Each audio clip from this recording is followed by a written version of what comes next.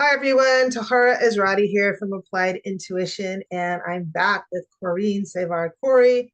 We're going to do an astrology video for the month of October 2024 and beyond. It's October 7th as we're recording this, and I'm in Santa Barbara, California, and Corinne is in Florida, and she's going to show us the chart, tell us what's coming up for October, and then share some really helpful astrological aspects that we can rely on to help us manage some of the intense aspects that are coming up. So, Corinne, thank you and welcome. Thank you and thank you. Welcome everyone. And I'm going to share the chart, but I'll say I'm doing it very for my own self as well because I need cheering up. I'm luckily on the east coast of Florida, but nevertheless, we are waiting for Hurricane Milton. And so this is going to help me just as much as it's going to hopefully help everybody else. So here we have the chart that I'm going to share at the moment. Right here. Hold on. Do you see it, I Tahara? see happen. Oh, there we go. Okay, great. All right. So we will be speaking very briefly about all of the difficult, challenging, intense cosmic events of the month, but we will focus mainly on this smaller mini grand trine right here, which is Pluto, planet Pluto at the last degree of Capricorn, which is trining right here, which is a harmonious, flowing energy, supportive. The trine from Pluto to Uranus at 26 or 27 of Taurus. And Uranus is sextile Neptune here in the latter degrees, 28 of Pisces, which is the last degree of the zodiac, very significant.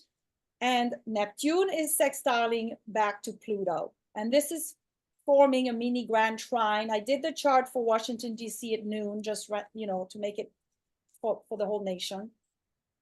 And here in this chart, we are seeing a grand trine. But this is going to move out of grand trine very soon because Venus and Mars, which are grand trining Saturn at the moment, are two planets that move much faster. The mini grand trine is going to stay with us for 5.5 years. It started this configuration, this astrological cosmic configuration started in April 2024 and goes until September 2029. So I wanted all of you to see this mini grand trine, two sextiles and a trine between three outer planets, which are affecting the collective, that are generational planets. They are moving very slowly in the sky, and we will be speaking about this mini grand trine after I will now next speak about quickly, the reason why I wanted to bring this up. So I'm going to stop share right now, and Tahara and I will talk. Okay, so that's the big picture. So tell us what's going on now and in the next month. Right. So for the month of October, we are still in eclipse period. The solar eclipse, we had a lunar eclipse September 17th. We had a solar eclipse October 2nd at 10 Libra. The eclipse period is taking us into mid-October. And the eclipse period, again, is heightened energy, very intense energy, not necessarily negative, but just, woo, very like this. And October 9th, which is in 2 days, we have a Jupiter station, and Jupiter expands everything. And it's a beautiful planet of many blessings as well, but it can emphasize what's going on. October 11th, we have Pluto station, and that's a very significant event because Pluto is in the last degree of Capricorn. I've mentioned it in the past videos, but in a nutshell, it will not be in Capricorn ever again in our lifetime. The next time it will resume going back into Capricorn will be 248 years from now, which is the cycle that Pluto takes to go around the sun. So this is extremely significant, this station of Pluto, because when a big archetype like that is stationed, its amplitude is magnified. And Pluto is about transformation, transmutation, healing. It's an alchemy type of archetype. It's there to usher humanity into a new age, a new beginning, death and rebirth. So there's a lot of release that needs to be done at the moment, because Pluto station, we are already feeling it right now. It affects everyone, all of humanity. The 2 weeks straddling October 11th, but the week leading up to October 11th is when we feel it most. And then we'll have a full moon in Aries, October 17th, which will be in Aries, therefore a little bit eventful, and ruled by Mars. So that full moon is almost like a mini eclipse in terms of energy level. And is that because Aries and Mars are both a lot of fire? Yes, Aries and Mars. Okay. Mars is fire. Aries, Mars rules Aries, and it's Mars and Aries are about assertion, action, reaction, ambition, like movement, lots of movement. And Aries is the go-getter, the doer. You know, Venus is our desires, what we desire, what we like, and then Aries goes and fetches, you know, and makes things happen. So Mars, I mean, the planet Mars. So a full moon in Aries tends to be very Mars-like, energetically speaking. So it's when I know that there is a full moon in Aries, I always tell my family or my husband, you know, just be mindful. Everybody out there is stressed out of their mind. Even if we are not, but maybe we are as well. And just be mindful. Everybody is a little bit on edge. So breathe, you know, calm yourself down. Just know that it's just this full moon at the moment, you know. So that's October 17th. And then at the end of the month, October 30th, 31st, Mercury will be triggering a point, which, well, mid-October, October 14th, 15th, I think I skipped that, Venus is also triggering that same point. So mid-October, end of October, two planets that move fast in the zodiac. So when they pass a point that's been lit up in the past, they trigger it. And this point is the Uranus-Mars conjunction that occurred July 15th, which when, you know, at the world level, many disruptions occurred, but one of them for us at the national level is that the ex-president Donald Trump, there was the assassination attempt against him at that time. So that Mars-Uranus conjunction is very explosive. It brings surprises. And so it's going to be triggered in October. And then November 3rd, we have the first of three Mars opposite Pluto. So that, again, Pluto right now is the major planet that's making all of us feel like, you know, the times are not normal. You know, we're having that sensation of something's happening, where we're going through changes, we're being forced to change, to evolve. And it's an evolutionary planet. It wants us at the individual level and at the collective level to evolve. So I'll stop there. Mid-November, there's a Saturn station, but we'll talk about this in the future, in a future video.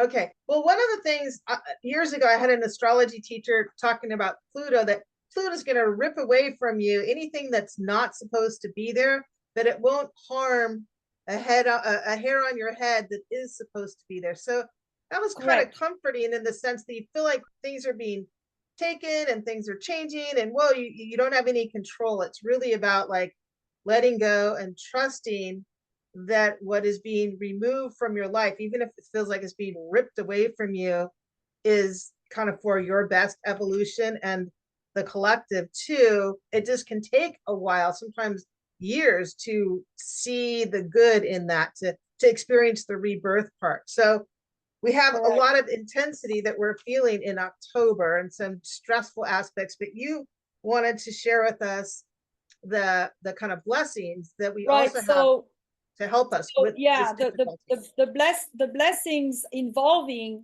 the Pluto and Neptune and Uranus, which are going to be supporting us, helping us, and truly divinely protect us. I don't mean just us, like all of humanity, Mother Earth.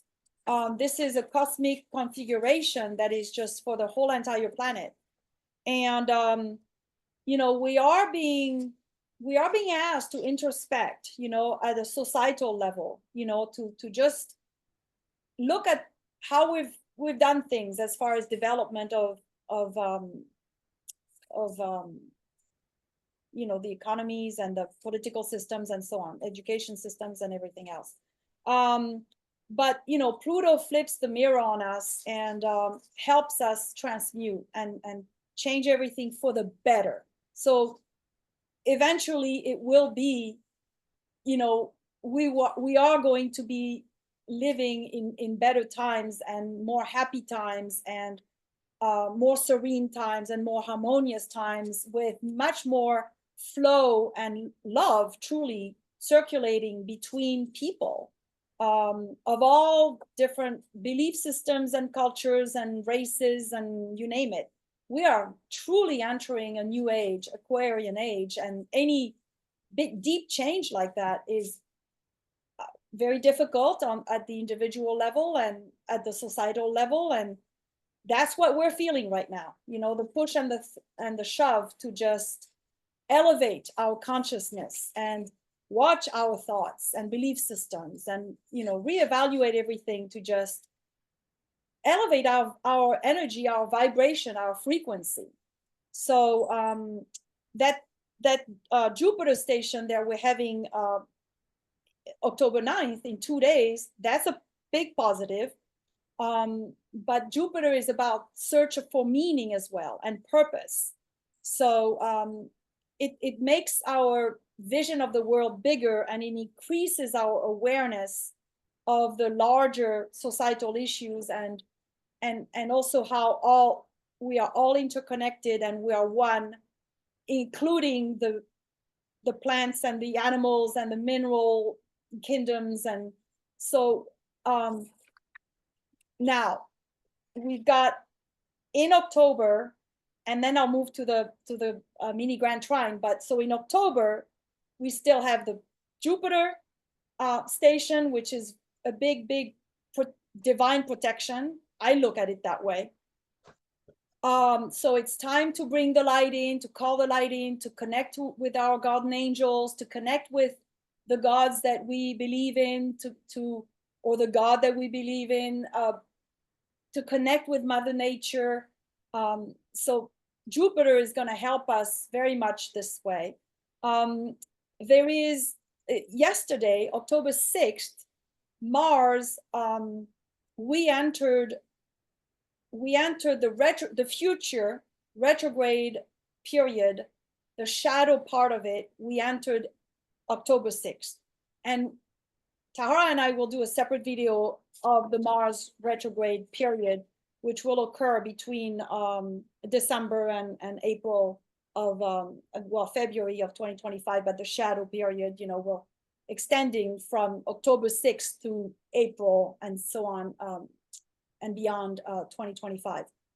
So for this whole period, Mars is going to have that energy, that retrograde energy, and Mars is like the fighter, the warrior, the instigator of aggression, and you know, the positives are, you know, Mars is a visionary, and there are many positives. It's energy, right? We need energy, it's action, but it's also overreaction, right? So if Mars is held back, reined back in, hopefully that'll help with the wars, with the divisiveness, with all the issues that are pitting people against each other as we're headed into this American presidential election. for one, and at the world level, as we know, there are unfortunately difficult conflicts going on. So I'm looking at this Mars retrograde and us having entered the shadow period of it as a blessing. So I'll take that. And then another blessing is that October 24th, 25th, that Mars planet in the sky will be sextiling, so in a very harmonious, flowing way, that difficult Mars conjunct Uranus point at 26 degrees of Taurus, which occurred July 15th.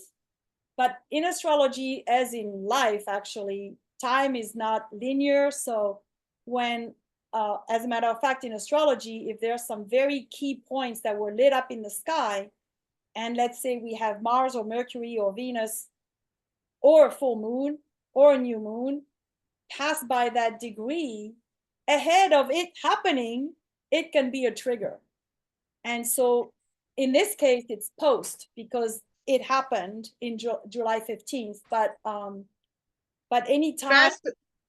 Can I ask a question about that? So yeah, I know that astrologers were looking at that point that happened on July 15th for years in advance. Like it was that big of a deal that they could see that it was significant, that there would probably be some important events that coincided with that. And we saw, that was the first time President Trump was shot in the ear. And so that point is still active. And you're talking about these other planets coming through and triggering, hitting that point activating again. it. Activating it. So my question is, how long is that point considered active? Like if it in 100 years, is that point still considered active? Is there a time frame for when we can take the heat off that point? Well, to be honest, as far as the relevance of that location of Mars conjunct Uranus, I would say, Mars travels around every 2.5 years. Mhm. So in 2.5 years, it'll trigger Uranus again. But the uniqueness of why this one was a huge big deal was because there is a fixed star, which is equated with a difficult meaning at that location of 26 or around there, 26 Taurus. So this conjunction happened, Mars conjunct Uranus happened at that fixed star, Algol. And so that's why astrologers ahead of time and since looked at this astrological event as extremely significant. So I would say maybe, I don't know, this is a guess, maybe for the next Mars cycle, but the next time Mars conjuncts Uranus in 2.5 years, let's say, it'll probably be Uranus will have already traveled into or moved into Gemini, so it for sure is not going to be at that point. Okay, so that makes sense, because also what you're saying is because Uranus travels so slowly, it's still really close to that point. Yes, right? yes. Yeah, okay, so it's just going to be a re-triggering, kind of like what we saw in July, because those outer planets, the Pluto, Uranus, and Neptune they're still in that configuration. They haven't moved very much, right? But so yes, so let's move on to speaking about the mini grand trine. Let's do that. Hopefully that gives it a little bit of a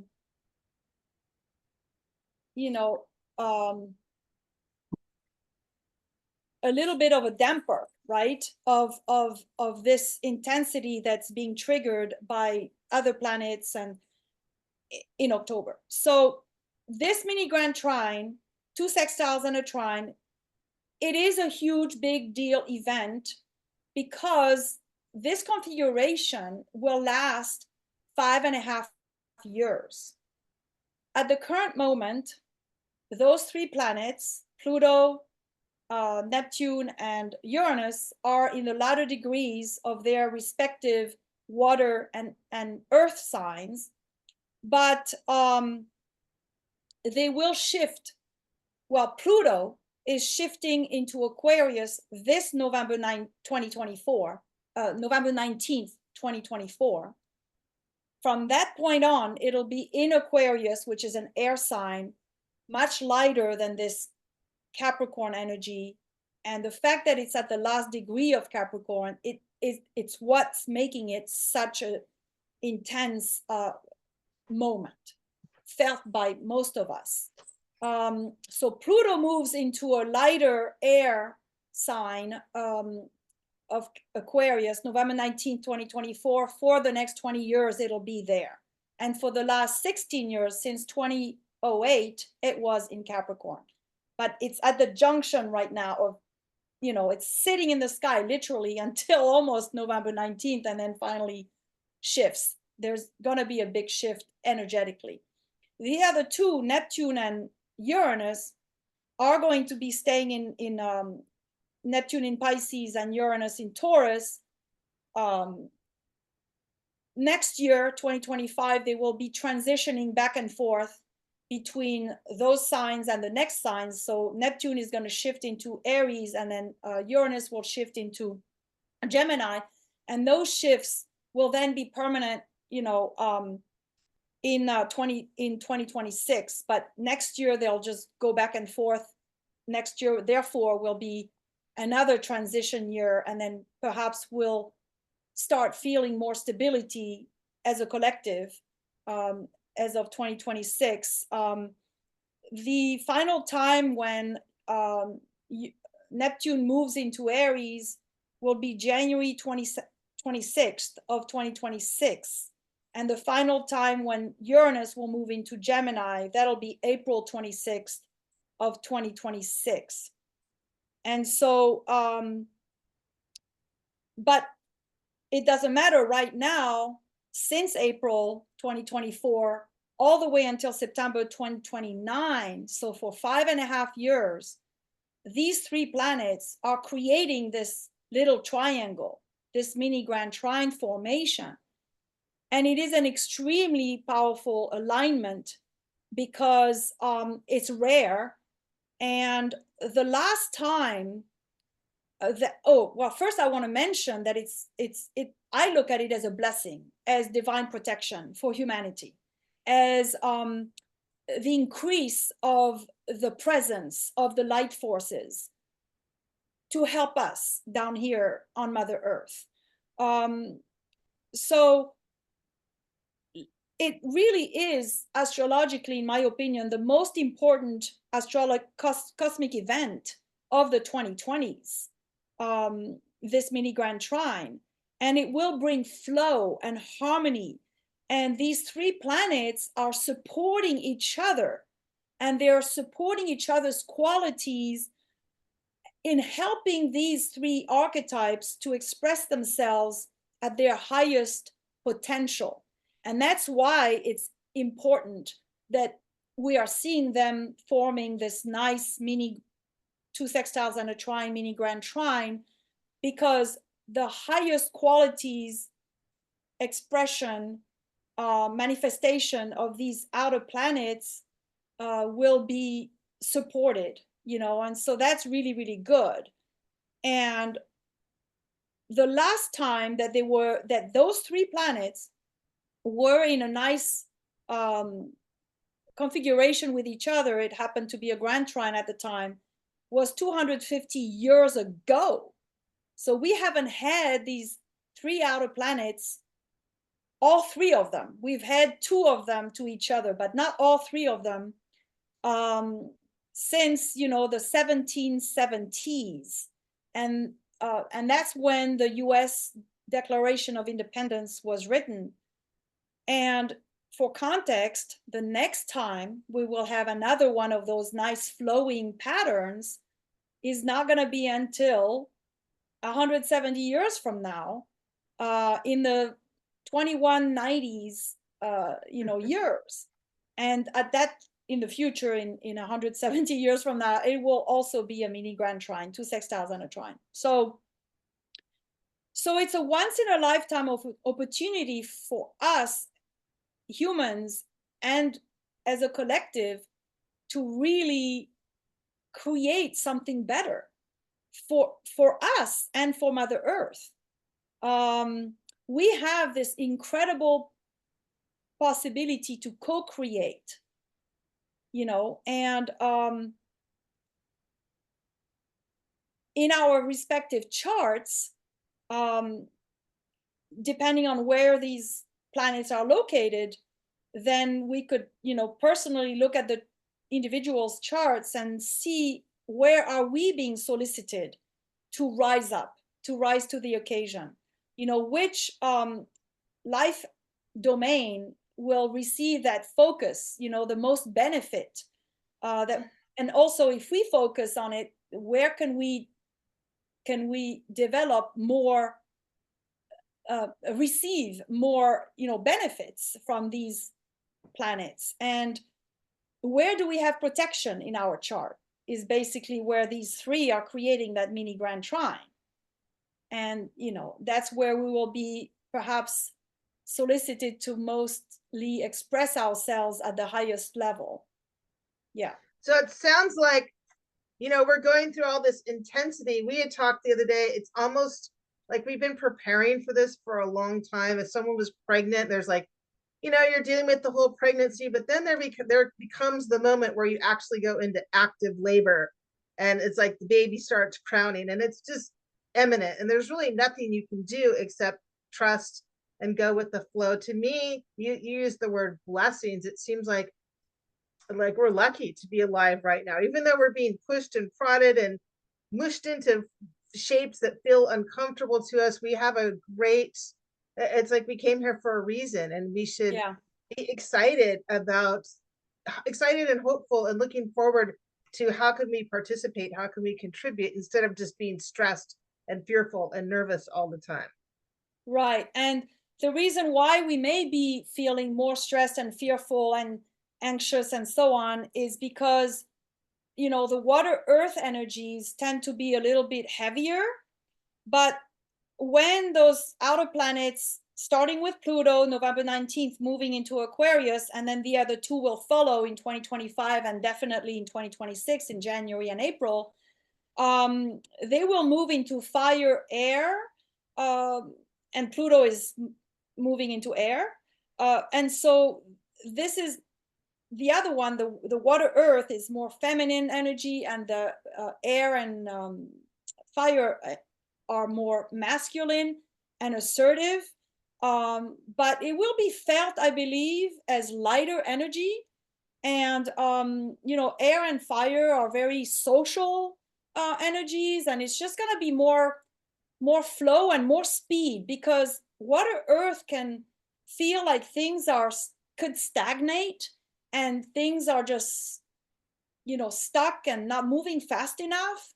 There's a reason why Mars and Aries people are, very impulsive and impatient, and they want things to just happen. And so we will start feeling like, oh, things are finally happening, for the better, for the betterment of society. Yeah, and I also really was glad you pointed out that Mars starting to get into the shadow and starting to get ready to retrograde is a positive thing, and we'll do a whole video on that. But I see it as, this horse charging forward, and it's kind of holding it back a little bit and restraining. So even though things look like they could just spin out of control at any moment, we do have this benefit of kind of Mars being a little bit chilled out instead of just charging forward with all this and intensity. It's gonna force us to look at what's going on and reassess and redirect our energy. Mars is the chi, the life force, the energy, the actions, because right now it's perhaps possible that humanity is actually not ready quite yet to create the new structures that are going to serve society best. And maybe that Mars retrograde and the Mercury retrograde at the end of the year as well, 2024, will help both of them. The Mars retrograde specifically will be from December 6th to February 23rd of 2025, but the shadow extends that period. So that's why I said, like, I feel like Mars is going to help us, you know, right now, like in this imminent moment. Right. And you know, in the future with these three, with that mini grand trine, we are going to see, it's going to be about spiritual awakening, you know, the Neptune in Aries, that could be read as such as, you know, the drive and the passion and the fire and the initiation of Aries Mars energy combined with Neptune, compassion and conditional love, generosity, you know, the collective mindset, it being very intuitively guided to innovate. We will see tremendous innovations, and they will just come extremely quickly, fast. The Uranus in Gemini will bring, you know, brilliant breakthrough thinking. In genius ideas will start. We'll start seeing, you know, people will have visions and fabulous intuitions, and people will start thinking big picture.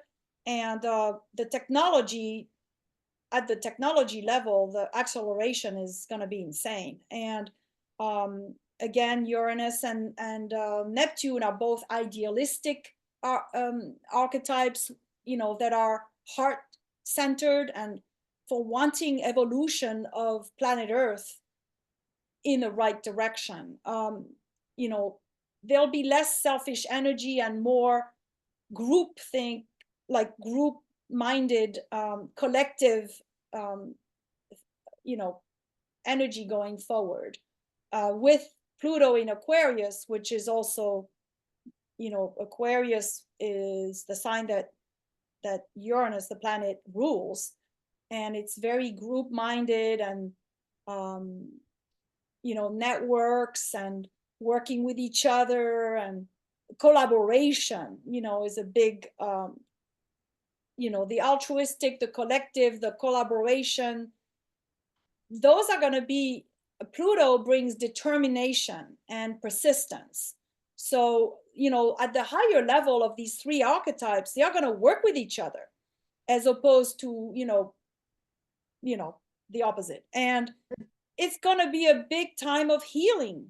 It's going to be a big time of healing, and people will have courage. And yeah, we are still in the phase of needing to release what is outworn and old and obsolete.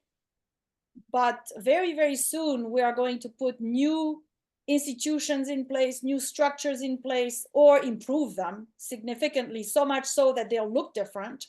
They might get different names, you know. We're creating a new world, all of us. Well, that sounds like a great place to wrap it up. We're creating a new world, all of us. And so buckle your seatbelts on, but don't lose hope. Things are, you know, moving in the direction that they're supposed to for evolution.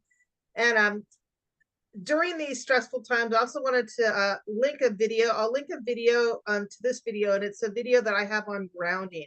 So learning how to ground is one of the tools you can give yourself to help you manage these bumps and the stress that we're all going through. So Corinne, thank you so much. I look forward to doing a couple more videos with you this fall. And everyone, take care and have a great day. Okay, bye.